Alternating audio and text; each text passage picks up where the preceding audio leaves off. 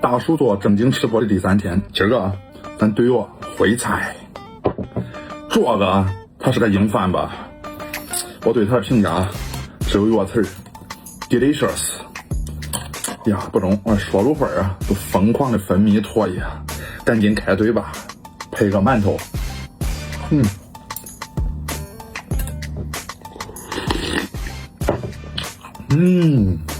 带劲。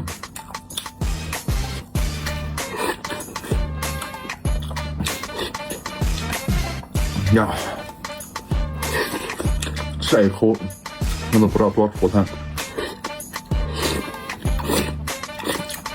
这是我自己做的啊，不过不管是从色泽还是从味道上来说，一点也不输外边卖的。